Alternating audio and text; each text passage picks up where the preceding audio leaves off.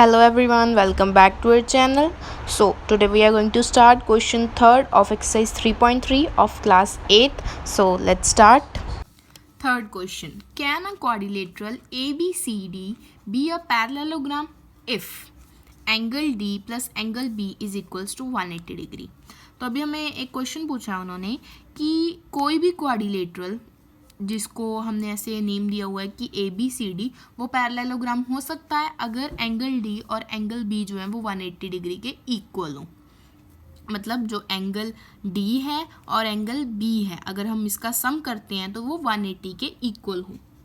तो हम लिखेंगे कि अ quadrilateral ABCD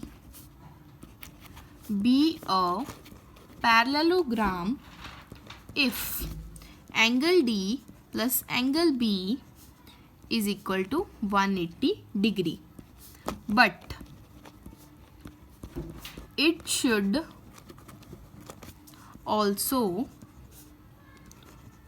fulfilled the following conditions. देखो वो कह रहे हैं कि कोई भी क्वाड्रिलेटरल ABCD वो पैरेललोग्राम हो सकता है अगर उसका एंगल D और एंगल B का ऐड करने के बाद 180 डिग्री आए, क्योंकि हमें पता ही अगर हम किसी भी दो एंगल्स का सम करते हैं तो वो 180 आ सकता है. ये दोनों ऑपोजिट एंगल्स बन रहे हैं, उनका सम 180 आ सकता है. लेकिन वो जो क्वाड्रिलेटरल होगा उसको ये भी कंडीशंस फुलफिल करनी होंगी, और वो कंडीशंस क्या हैं कि the opposite angles must be equal.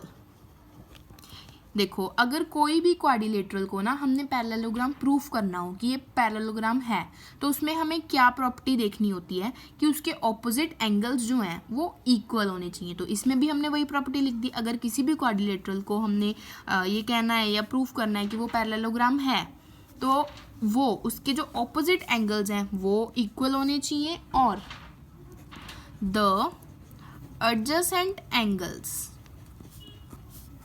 Must be supplementary, और उसके जो साथ साथ वाले एंगल्स होने चाहिए वो सप्लीमेंट्री होने चाहिए. मतलब उसका जो सम है वो 180 के इक्वल होना चाहिए.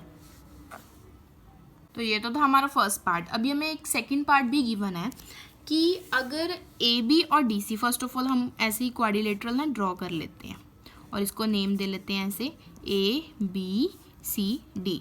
तो भाई वो क्या कह रहे हैं कि AB और DC जो है वो 8 सेंटीमीटर है. मतलब AB भी 8 सेंटीमीटर है और DC भी 8 सेंटीमीटर है. AD कितना कह रहे हैं वो 4 सेंटीमीटर है. मतलब AD जो है वो 4 सेंटीमीटर है और जो BC है वो 4.4 सेंटीमीटर है. BC क्या है 4.4 सेंटीमीटर. तो अभी वही क्वेश्चन चल रहा है कि हमने बताना है कि ये जो क्वाड्रिलेटरल है वो पैरेललोग्राम है कि नहीं है.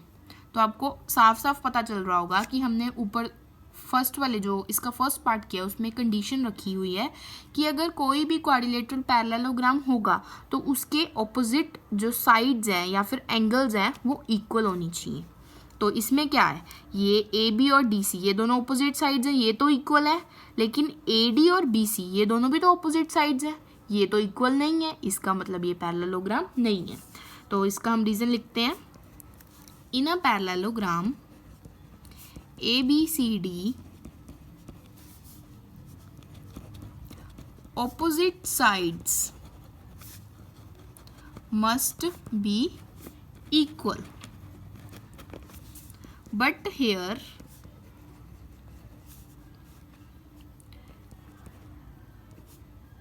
it is not. That is AD is not equal to BC. यहाँ पे चाहे आप ABCD यहाँ पे मत लिखो क्योंकि ऐसे लिख दो कि किसी भी पैरेललोग्राम में ऑपोजिट साइड्स इक्वल होनी चाहिए. बट हेयर इसमें क्या है कि AD जो है वो BC के इक्वल नहीं है. तो no a quadrilateral ABCD is not a parallelogram. तो अभी हमें थर्ड पार्ट में पूछा है कि एंगल ए 70 डिग्री हो और एंगल सी 65 डिग्री हो, तो क्या पैरेललोग्राम पॉसिबल होगा। तो यहाँ पे मैंने डायग्राम भी ड्रॉ की है। A B C D parallelogram है और उसमें उसने कह दिया कि एंगल ए 70 डिग्री है, एंगल सी 65 डिग्री है, तो ये एक पैरेललोग्राम पॉसिबल है। आपको पता चल ही रहा होगा। ये देखो, ये दोनों ऑपोजिट एंगल्स हैं और ये सेम तो है नहीं है। पैरेललोग्राम की प्रॉपर्टी क्या है कि अगर कोई पैरेललोग्राम पॉसिबल होता है तो उसके जो ऑपोजिट एंगल्स होते हैं वो सेम होते हैं, लेकिन इसमें तो ऐसा नहीं है, तो इसका मतलब ये पैरेललोग्राम नहीं पॉसिबल। तो हम इसका रीज़न लिखते हैं कि in a parallelogram opposite angles must be equal, but here angle A जो है वो एंगल सी के इक्वल नहीं है, तो no a quadrilateral ABCD is not a parallelogram. So here is our answer. Thanks for watching. Please like, comment, share and subscribe our channel. See you soon with our next video. Bye bye.